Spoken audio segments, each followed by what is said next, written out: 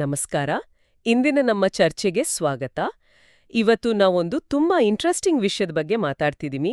ಲೇಖಕ ಕುಂದಣ ನಾಗೇಂದ್ರ ಅವರ ಬರವಣಿಗೆಯನ್ನ ಆಧರಿಸಿ ಹೋಮ್ ಥಿಯೇಟರ್ ಅನ್ನೋ ಕಾನ್ಸೆಪ್ಟ್. ಅದನ್ನ ಕುಟುಂಬ ಜೀವನಕ್ಕೆ ಒಂದು ರೂಪಕವಾಗಿ ಹೇಗೆ ಬಳಸಿದ್ದಾರೆ ಅಂತ ನೋಡೋಣ. ಅಂದ್ರೆ ನಮ್ಮ ಫ್ಯಾಮಿಲಿ ಲೈಫ್, ಅದ್ರೊಳಗಿನ ಸಂಬಂಧಗಳು, ಪ್ರತಿದಿನ ನಡೆಯೋ ಘಟನೆಗಳು, ಇದನ್ನೆಲ್ಲ ಒಂದು ಸಿನೆಮಾ ಅಥವಾ ನಾಟಕಕ್ಕೆ ಹೋಲಿಸೋದು. ಇದೊಂಥರ ವಿಭಿನ್ನವಾದ ದೃಷ್ಟಿಕೋನ ಅಲ್ವಾ? ಹೌದು. ಹಳೆ ಟೆಂಟ್ ಸಿನಿಮಾದಿಂದ ಹಿಡಿದು ಈಗಿನ ಮಲ್ಟಿಪ್ಲೆಕ್ಸ್ ತನಕ ಇದನ್ನೆಲ್ಲ ನಮ್ಮ ಸಂಸಾರಕ್ಕೆ ಹೋಲಿಸಿ ನೋಡೋದು. ಇದರ ಬಗ್ಗೆ ಇನ್ನೂ ಆಳವಾಗಿ ತಿಳಿಯೋಕೆ ನಮ್ ಜೊತೆ ತಜ್ಞರು ಇದ್ದಾರೆ. ಸೊ ಈ ಹೋಮ್ ಥಿಯೇಟರ್ ರೂಪಕದ ಮೂಲ ತತ್ವ ಏನು ಸ್ವಲ್ಪ ಹೇಳ್ತೀರಾ? ಖಂಡಿತ. ಈ ಹೋಮ್ ಥಿಯೇಟರ್ ಅಂದ್ರೆ ಬೇಸಿಕ್ಲಿ ಪ್ರತಿ ಕುಟುಂಬ ಇದೆಯಲ್ಲ, ಅದೊಂದು ಸಿನಿಮಾ ಪ್ರೊಡಕ್ಷನ್ ಹೌಸ್ ಥರ ಅಥವಾ ಒಂದು ಥಿಯೇಟರ್ ಇದ್ದ ಹಾಗೆ. ಅಲ್ಲಿ ಪ್ರತಿದಿನ ನಡೆಯೋದಲ್ಲ ಒಂದು ನಾಟಕ ಅಥವಾ ಸಿನಿಮಾದ ಭಾಗಗಳೇ.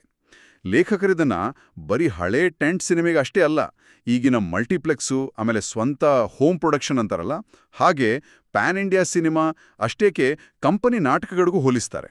ಅಂದ್ರೆ ನಮ್ಮ ಸಂಸಾರನೇ ಒಂದು ಕಂಟಿನ್ಯೂಸ್ ಆಗಿ ನಡೀತಿರೋ ಶೋ ಇದ್ದ ಹಾಗೆ. ಓಹ್, ಇದು ಕೇಳೋಕೆ ತುಂಬಾನೇ ಇಂಟ್ರೆಸ್ಟಿಂಗ್ ಆಗಿದೆ. ಹಾಗಾದ್ರೆ ಇದನ್ನ ಸ್ವಲ್ಪ ಡೀಟೇಲ್ ಆಗಿ ನೋಡೋಣ.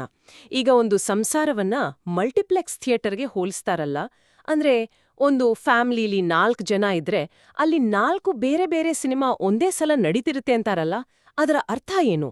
ಅದು ಹೇಗೆ ಸಾಧ್ಯ? ಅದರ್ಥ ಪ್ರತಿಯೊಬ್ಬ ವ್ಯಕ್ತಿ, ಆ ಕುಟುಂಬದಲ್ಲಿರೋ ಪ್ರತಿಯೊಬ್ಬರೂ ಅವ್ರದೇ ಆದ ಒಂದು ಆಂತರಿಕ ಲೋಕದಲ್ಲಿರ್ತಾರೆ.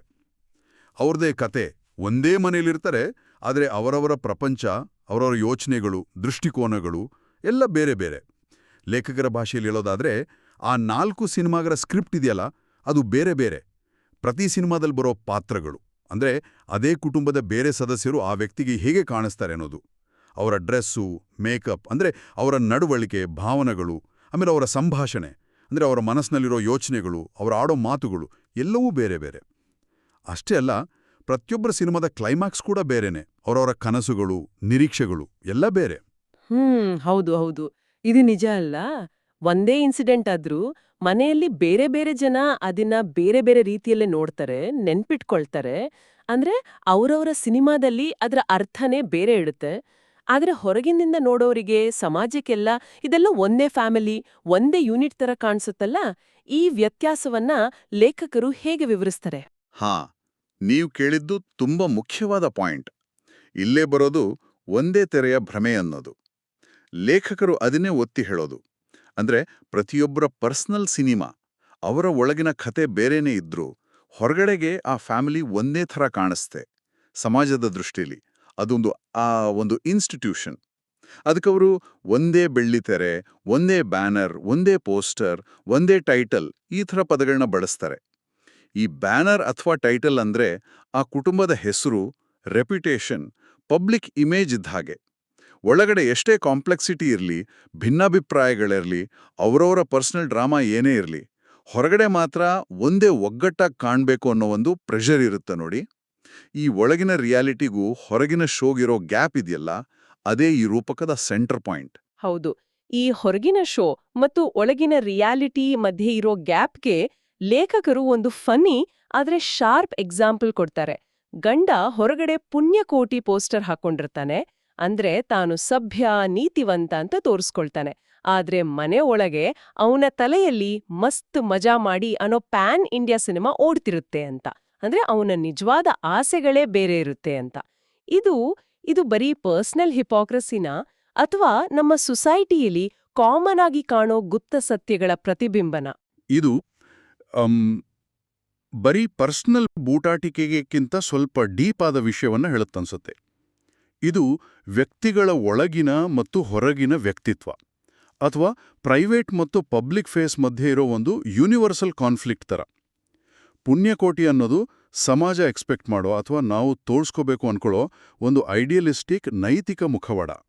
ಆದರೆ ಮಸ್ತ್ ಮಜಾ ಮಾಡಿ ಅನ್ನೋದು ವ್ಯಕ್ತಿಯ ಸಹಜ, ಕೆಲವೊಮ್ಮೆ ಮುಚ್ಚಿಟ್ಟಿರೋ ಆಸೆಗಳು, ಬಯಕೆಗಳು, ಅಥವಾ ಸಮಾಜ ಅಷ್ಟು ಸುಲಭವಾಗಿ ಒಪ್ಕೊಳ್ಳದೇ ಇರೋ ವರ್ತನೆಗಳನ್ನು ತೋರಿಸ್ಬೋದು. ಇದು ಫ್ಯಾಮಿಲಿ ರಿಲೇಷನ್ಶಿಪ್ಸ್ನಲ್ಲಿರೋ ಪೊಳ್ಳುತನ, ಪ್ರಾಮಾಣಿಕತೆ ಕೊರತೆ, ಅಥವಾ ಏನೇಳೋದು ಕಮ್ಯುನಿಕೇಟ್ ಮಾಡದೇ ಇರೋ ಸೀಕ್ರೆಟ್ ಯೋಚನೆಗಳ ಸಾಧ್ಯತೆಯ ಬಗ್ಗೆ ಹೇಳುತ್ತೆ.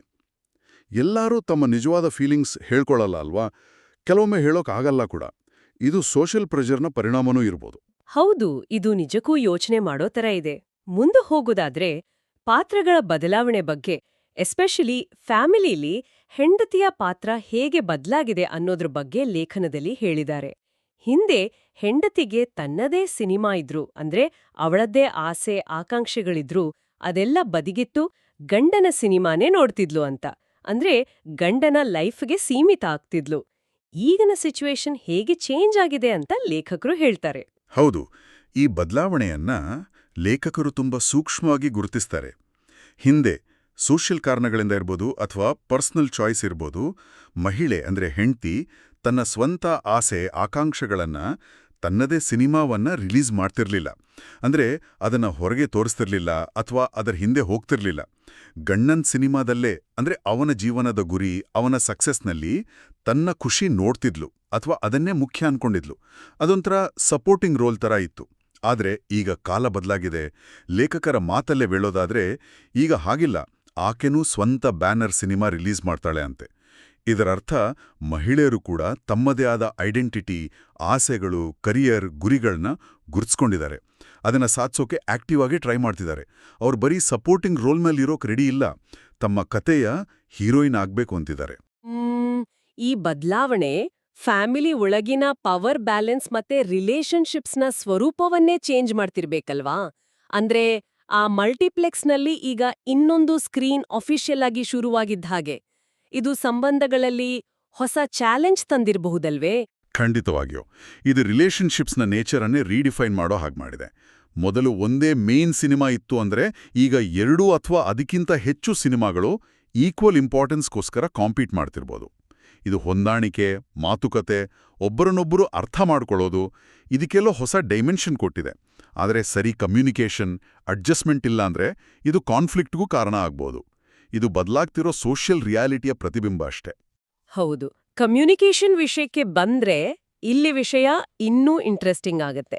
ಲೇಖಕರು ಹೇಳ್ತಾರಲ್ಲ, ಈ ಬೇರೆ ಬೇರೆ ವ್ಯಕ್ತಿಗಳ ಮಾನಸ ತೆರೆ ಮೇಲೆ ಅವರವರ ಸಿನಿಮಾಗಳು ಮೂಡ್ತಿರೋದ್ರಿಂದ ಅವು ಒಂದಕ್ಕೊಂದು ಯಾಕೆ ಸರಿಯಾಗಿ ಕನೆಕ್ಟ್ ಆಗಲ್ಲ?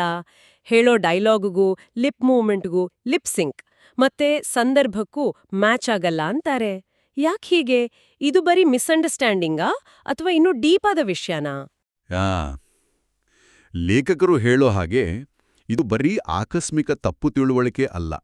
ಇದಕ್ಕಿಂತ ಫಂಡಮೆಂಟಲ್ ಆದ ಸಮಸ್ಯೆ.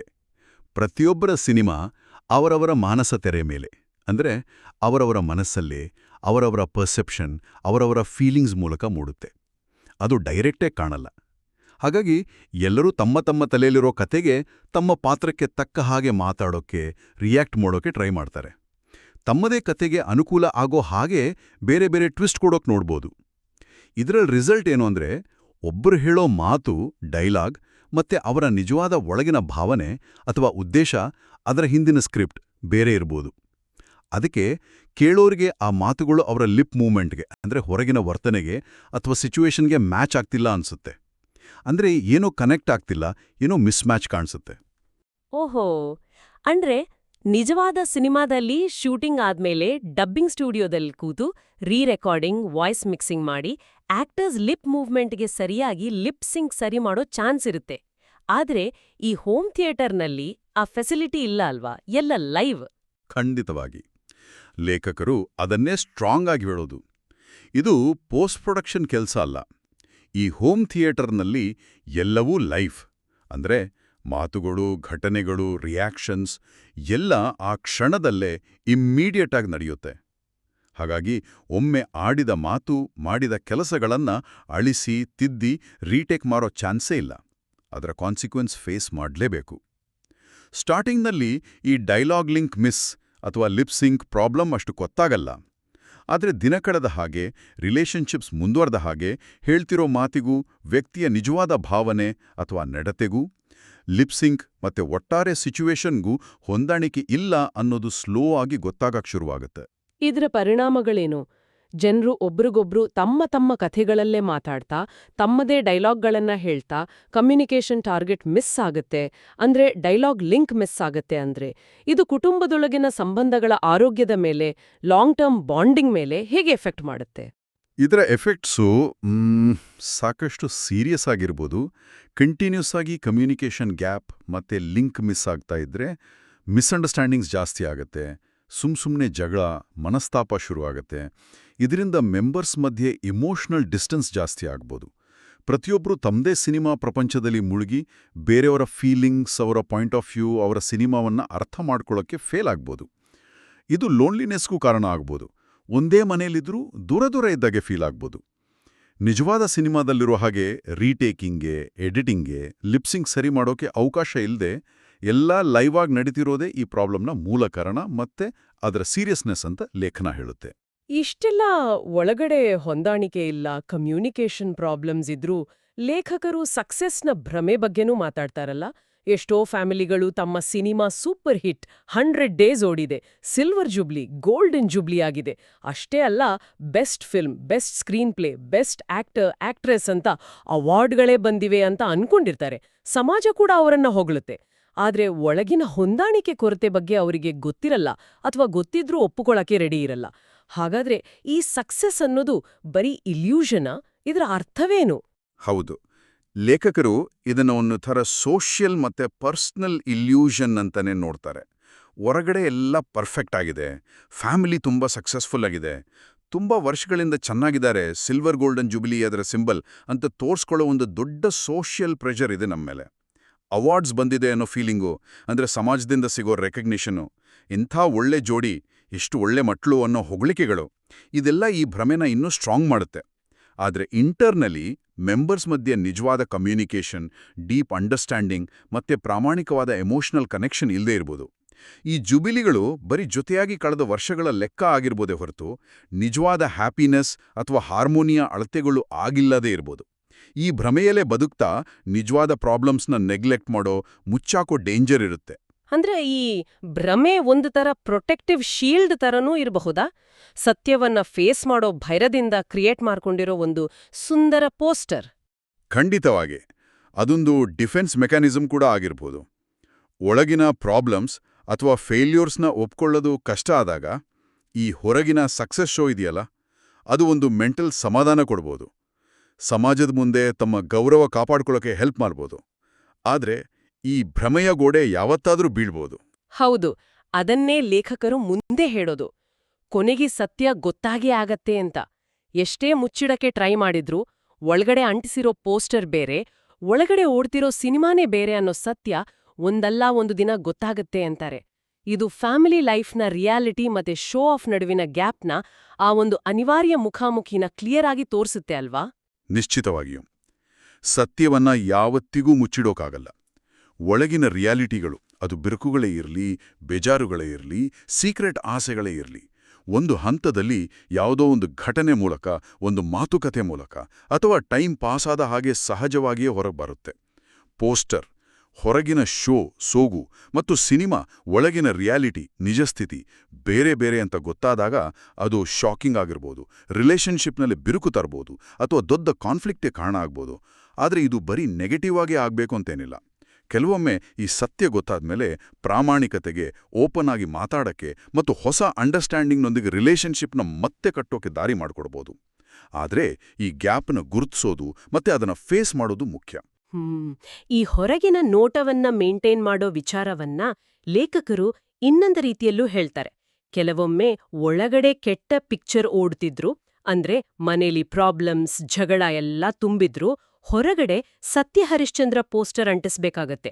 ಅಂದ್ರೆ ತಾವು ತುಂಬಾ ಸತ್ಯವಂತರು, ಪ್ರಾಮಾಣಿಕರು, ಆದರ್ಶವಾದಿಗಳು, ತಮ್ಮದು ರಾಮರಾಜ್ಯದ ಥರ ಸಂಸಾರ ಅಂತ ಸಮಾಜದ ಮುಂದೆ ತೋರ್ಸ್ಕೊಳ್ಳೇಬೇಕಾದ ಸಿಚುವೇಶನ್ ಬರುತ್ತೆ. ಇದು ಸ್ವಲ್ಪ ಡಿಸಪಾಯಿಂಟಿಂಗ್ ಅನ್ಸಿದ್ರೂ ಲೇಖಕರು ಒಂದು ಸಮಾಧಾನದ ವಿಷಯವನ್ನು ಹೇಳ್ತಾರೆ. ಅದೇನು? ಹೌದು, ಎಲ್ಲ ಹೋಮ್ ಪ್ರೊಡಕ್ಷನ್ಗಳು ಕೆಟ್ಟದ್ದಾಗಿರಲ್ಲ, ಒಳ್ಳೊಳ್ಳೆ ಸಿನಿಮಾಗಳು ಬರ್ತಾ ಇರ್ತವೆ ಅಂತ ಲೇಖಕರು ಹೇಳ್ತಾರೆ. ಇದು ತುಂಬಾ ಮುಖ್ಯವಾದ ಬ್ಯಾಲೆನ್ಸ್ಡ್ ಮಾತು. ಈ ರೂಪಕ ಬರೀ ಫ್ಯಾಮಿಲಿ ಒಳಗಿನ ಪ್ರಾಬ್ಲಮ್ಸು, ಪೊಳ್ಳುತನ, ಬೂಟಾಟಿಕೆನೆ ಮಾತ್ರ ತೋರ್ಸೋಕೆ ಸೀಮಿತವಾಗಿಲ್ಲ. ಹೊರಗಿನ ನೋಟ ಕಾಪಾಡ್ಕೊಳ್ಳೋ ಪ್ರೆಷರ್ ಇದ್ದೇ ಇರುತ್ತೆ, ಮತ್ತೆ ಕೆಲವೊಮ್ಮೆ ಅದು ಅನಿವಾರ್ಯನೂ ಆಗ್ಬೋದು. ಕೆಟ್ಟ ಪಿಕ್ಚರ್ ಓಡ್ತಿದ್ರೂ ಸತ್ಯಹರಿಶ್ಚಂದ್ರ ಪೋಸ್ಟರ್ ಅಂಟಿಸ್ಲೇಬೇಕು ಅಂತ. ಆದ್ರೆ ಅದೇ ಟೈಮಲ್ಲಿ ನಿಜವಾಗ್ಲೂ ಪ್ರೀತಿ, ಅಂಡರ್ಸ್ಟ್ಯಾಂಡಿಂಗ್, ಒಬ್ರಿಗೊಬ್ರು ಗೌರವ, ಹಾರ್ಮೋನಿಯಿಂದ ಇರೋ ಸಕ್ಸಸ್ಫುಲ್ ಹೋಮ್ ಪ್ರೊಡಕ್ಷನ್ಗಳು, ಅಂದ್ರೆ ಸುಂದರವಾದ ಹೆಲ್ದಿ ಫ್ಯಾಮಿಲಿಗಳು ನಮ್ಮ ಸಮಾಜದಲ್ಲಿ ಇವೆ ಅನ್ನೋದನ್ನು ಲೇಖಕರು ಕ್ಲಿಯರ್ ಆಗಿ ಒಪ್ಕೋತಾರೆ. ಒಳ್ಳೊಳ್ಳೆ ಸಿನಿಮಾಗಳು ಬರ್ತಾ ಇರ್ತಾವೆ ಅನ್ನೋ ಅವರ ಮಾತು ಈ ರೂಪಕಕ್ಕೆ ಒಂದು ಪಾಸಿಟಿವ್ ಆಯಾಮ ಕೊಡುತ್ತೆ, ಮತ್ತೆ ಇದನ್ನ ಬರೀ ಸಿನಿಕಲ್ ಅನಾಲಿಸಿಸ್ ಆಗದ ಹಾಗೆ ನೋಡ್ಕೊಳ್ಳುತ್ತೆ. ಇದು ಒಳ್ಳೇದು. ಕೊನೆಯದಾಗಿ ಈ ಹೋಮ್ ಥಿಯೇಟರ್ನಲ್ಲಿ ಬರೋ ಪಾತ್ರಗಳ ಅಸ್ಥಿರ ಸ್ವಭಾವದ ಬಗ್ಗೆನೂ ಒಂದು ಇಂಟ್ರೆಸ್ಟಿಂಗ್ ಪಾಯಿಂಟ್ ಹೇಳ್ತಾರೆ ಲೇಖಕರು. ಪಾತ್ರಗಳು ಅಂದ್ರೆ ಫ್ಯಾಮಿಲಿ ಮೆಂಬರ್ಸ್ ಹೇಗೆ ಕಥೆಯಿಂದ ಹೊರಗೆ ಹೋಗಬಹುದು ಅಥವಾ ಮಾಯ ಆಗಬಹುದು.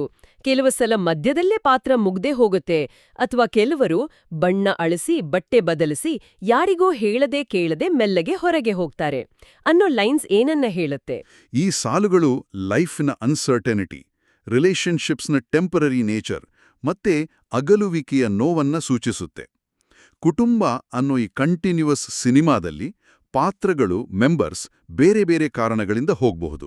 ಅದು ಅನಿರೀಕ್ಷಿತ ಸಾವು, ಮಧ್ಯದಲ್ಲೇ ಪಾತ್ರ ಮುಗದೇ ಹೋಗುತ್ತೆ, ಅಥವಾ ರಿಲೇಶನ್ಶಿಪ್ಸ್ ಬ್ರೇಕ್ ಆಗೋದು, ಡಿವೋರ್ಸ್ ಅಥವಾ ಭಿನ್ನಾಭಿಪ್ರಾಯಗಳಿಂದ ದೂರ ಆಗೋದು, ಬಣ್ಣ ಅಳಿಸಿ ಬಟ್ಟೆ ಬದಲಿಸಿ ಹೊರಗೆ ಹೋಗ್ತಾರೆ ಆಗಿರ್ಬೋದು. ಬಣ್ಣ ಅಳಿಸಿ ಹೊರಗೆ ಹೋಗ್ತಾರೆ ಅಂದ್ರೆ ತಮ್ಮ ರೋಲ್ನ ಆ ಫ್ಯಾಮಿಲಿ ಸ್ಟೋರಿಲಿ ತಮ್ಮ ಪಾರ್ಟಿಸಿಪೇಷನ್ ಅನ್ನ ಎಂಡ್ ಮಾಡಿ ಆ ನಾಟಕದಿಂದ, ಆ ಪ್ರೊಡಕ್ಷನ್ನಿಂದ ಕಂಪ್ಲೀಟ್ ಆಗಿ ಎಕ್ಸಿಟ್ ಆಗೋದು. ಇದು ಲೈಫ್ನ ಒಂದು ಕಠಿಣ ಸತ್ಯ. ಆದ್ರೆ ಹೀಗೆ ಪಾತ್ರಗಳು ಹೋದಾಗ ಅಥವಾ ಕೊನೆಗೆ ಒಂದೇ ಪಾತ್ರ ಉಳಿದಾಗ ಏನಾಗುತ್ತೆ? ಶೋ ನಿಂತೋಗುತ್ತಾ? ಇಲ್ಲಿ ಲೇಖಕರು ಹೇಳೋ ಕೊನೆ ಮಾತು ಬಹಳ ಮೀನಿಂಗ್ಫುಲ್ ಆಗಿದೆ. ಒಂದೇ ಪಾತ್ರ ಉಳಿದ್ರೂ ಆ ಪಾತ್ರ ತನ್ನ ಶೋ ಮುಂದುವರಿಸಲೇಬೇಕು. ಶೋ ಮಸ್ಟ್ ಗೋ ಆನ್ ಅನ್ನೋ ಪ್ರಿನ್ಸಿಪಲ್ ಇಲ್ಲಿ ಅಪ್ಲೈ ಆಗುತ್ತೆ. ಲೈಫ್ನ ಶೋ ನಿಲ್ಲಲ್ಲ. ಇದು ವ್ಯಕ್ತಿಗಳು ಫೇಸ್ ಮಾಡಬೇಕಾದ ಅನಿವಾರ್ಯ ಲೋನ್ಲಿನೆಸ್, ಚೇಂಜಸ್ನ ಅಕ್ಸೆಪ್ಟ್ ಮಾಡ್ಕೊಳ್ಳೋ ಅನಿವಾರ್ಯತೆ ಮತ್ತೆ ಲೈಫ್ನ ಕಂಟಿನ್ಯೂಟಿನ ಸೂಚಿಸುತ್ತೆ. ಒಬ್ರೇ ಆದರೂ ಜೀವನದ ನಾಟಕವನ್ನ ಕಂಟಿನ್ಯೂ ಮಾಡ್ಕೊಂಡು ಹೋಗ್ಲೇಬೇಕು. ಒಟ್ಟಾರೆಯಾಗಿ ಈ ಚರ್ಚೆಯ ಸಾರಾಂಶವನ್ನ ಹೀಗೇಳ್ಬೋದಾ? ಲೇಖಕ ಕುಂದನ ನಾಗೇಂದ್ರ ಅವರ ಪ್ರಕಾರ ಫ್ಯಾಮಿಲಿ ಲೈಫ್ ಅನ್ನೋದು ಒಂದು ಕಂಟಿನ್ಯೂಸ್ ಲೈವ್ ಹೋಮ್ ಪ್ರೊಡಕ್ಷನ್ ಇದ್ದಾಗೆ. ಇದರಲ್ಲಿ ಪ್ರತಿಯೊಬ್ಬ ಮೆಂಬರ್ನದ್ದು ತಮ್ಮದೇ ಸ್ಕ್ರಿಪ್ಟ್, ತಮ್ಮದೇ ಮಾನಸ ತೆರೆ ಮೇಲಿನ ಸಿನಿಮಾ, ತಮ್ಮದೇ ಆಕ್ಟಿಂಗ್ ಇರುತ್ತೆ. ಎಷ್ಟೋ ಸಲ ಒಳಗಿನ ರಿಯಾಲಿಟಿಗೂ ಹೊರಗಿನ ಪೋಸ್ಟರ್ಗೂ ದೊಡ್ಡ ಗ್ಯಾಪ್ ಇರುತ್ತೆ. ಕಮ್ಯುನಿಕೇಷನ್ನಲ್ಲಿ lip sync problems, dialogue link miss ಆಗೋ ಸಾಧ್ಯತೆಗಳು ಜಾಸ್ತಿ. ಯಾಕೆಂದ್ರೆ ಎಲ್ಲ ಲೈವ್. ಕೆಲವೊಮ್ಮೆ ಸಕ್ಸಸ್ನ ಭ್ರಮೆಗಳಿರುತ್ತೆ, ಕೆಲವೊಮ್ಮೆ ಕಠಿಣ ಸತ್ಯಗಳು ಗೊತ್ತಾಗುತ್ತೆ. ಪಾತ್ರಗಳು ಬರ್ತಾವೆ, ಹೋಗ್ತವೆ, ಆದ್ರೆ ಲೈಫ್ನ ಶೋ ಮಾತ್ರ ನಿಲ್ಲದೆ ಕಂಟಿನ್ಯೂ ಆಗುತ್ತೆ. ಹೌದು, ನೀವು ತುಂಬಾ ಚೆನ್ನಾಗಿ ಈ ರೂಪಕದ ಎಸೆನ್ಸ್ನ ಹಿಡಿದಿಟ್ಟಿದ್ದೀರಿ. ಲೇಖನದ ಕೊನೆ ಸಾಲುಗಳು ಈ ಇಡೀ ಅನಾಲಿಸಿಸ್ನ ಫೈನಲ್ ಮೆಸೇಜ್ ಹೇಳುತ್ತೆ. ಲೇಖಕರು ಹೇಳ್ತಾರೆ, ಏನೇ ಇರಲಿ, ನಾವೆಲ್ಲ ಆಯುಷ್ಯ ಅನ್ನೋ ಟಿಕೆಟ್ ತಗೊಂಡ್ ಬಂದಿರ್ವಿ, ಬಣ್ಣನೂ ಹಚ್ಚಿರ್ವಿ, ಪಾತ್ರಿಸ್ಲೇಬೇಕು. ನಮ್ದೇ ಹೋಮ್ ಪ್ರೊಡಕ್ಷನ್, ನಾವು ಕಡ್ಡಾಯವಾಗಿ ನೋಡ್ಲೇಬೇಕು. ಅಂದ್ರೆ ನಾವೆಲ್ಲ ಈ ಲೈಫ್ ಅನ್ನೋ ಸ್ಟೇಜ್ಗೆ ಆಯುಷ್ಯ ಅನ್ನೋ ಟಿಕೆಟ್ ತಗೊಂಡು ಬಂದಿರೋ ಆಡಿಯನ್ಸ್ ಮತ್ತೆ ಆಕ್ಟರ್ಸ್. ನಮ್ಗೆ ಒಂದು ರೋಲ್ನ ಬಣ್ಣ ಹಚ್ಚಿದ್ದಾರೆ, ಅದನ್ನ ನಾವು ಇಷ್ಟಪಟ್ಟರೂ ಪಡೆದೇ ಇದ್ರೂ ಆ ರೋಲ್ನ ನಾವು ಮಾಡಲೇಬೇಕು. ಇದು ನಮ್ದೇ ಪ್ರೊಡಕ್ಷನ್ನ, ನಮ್ದೇ ಲೈಫ್ನ ಸಿನಿಮಾ ಅಥವಾ ನಾಟಕ. ಇದನ್ನ ನೋಡೋದ್ರಿಂದ, ಇದರಲ್ಲಿ ಪಾರ್ಟಿಸಿಪೇಟ್ ಮಾಡೋದ್ರಿಂದ ನಾವು ತಪ್ಪಿಸ್ಕೊಳ್ಳೋಕ್ಕಾಗಲ್ಲ. ಇದನ್ನ ಫೇಸ್ ಮಾಡಲೇಬೇಕು, ಎಕ್ಸ್ಪೀರಿಯನ್ಸ್ ಮಾಡಲೇಬೇಕು, ಮತ್ತೆ ಕೊನೆ ತನಕ ನೋಡಲೇಬೇಕು. ಇದು ನಿಜಕ್ಕೂ ಬಹಳ ಡೀಪ್ ಆದ ಮತ್ತು ಯೋಚನೆ ಮಾಡಿಸುವಂಥ ರೂಪಕ. ನಮ್ಮ ಡೈಲಿ ಲೈಫ್ನ, ನಮ್ಮ ರಿಲೇಶನ್ಶಿಪ್ಸ್ನ ಹೊಸ ದೃಷ್ಟಿಯಿಂದ ನೋಡಕ್ಕೆ ಪ್ರೇರೇಪಿಸುತ್ತೆ. ಹಾಗಾದ್ರೆ ನಮ್ಮ ಕೇಳುಗರಿಗೆ ಒಂದು ಚಿಂತನೆಗೆ ಹಚ್ಚುವ ಪ್ರಶ್ನೆಯೊಂದಿಗೆ ಇವತ್ತಿನ ಈ ವಿಶ್ಲೇಷಣೆಯನ್ನ ಮುಗಿಸೋಣವೇ? ಲೇಖನದ ವಿಷಯಗಳಿಂದ ಸ್ಫೂರ್ತಿ ಪಡೆದು ನಮ್ಮ ಎಲ್ಲರ ಜೀವನವನ್ನ ನಡಿತಿರೋ ಹೋಮ್ ಪ್ರೊಡಕ್ಷನ್ಗಳು ಅಂತ ಅನ್ಕೊಂಡ್ರೆ, ನಾವು ಹೊರ ಜಗತ್ತಿಗೆ ಯಾವ ಪೋಸ್ಟರ್ ತೋರಿಸ್ತಾ ಇದ್ದೀವಿ ಮತ್ತು ನಮ್ಮ ಒಳಗಡೆ, ನಮ್ಮ ಮಾನಸ ತೆರೆ ಮೇಲೆ ನಿಜವಾಗಿ ಯಾವ ಸಿನಿಮಾ ಓಡ್ತಾ ಇದೆ? ಈ ಪ್ರಶ್ನೆಯೊಂದಿಗೆ ಮುಂದಿನ ಚರ್ಚೆಯಲ್ಲಿ ಮತ್ತೆ ಭೇಟಿಯಾಗೋಣ.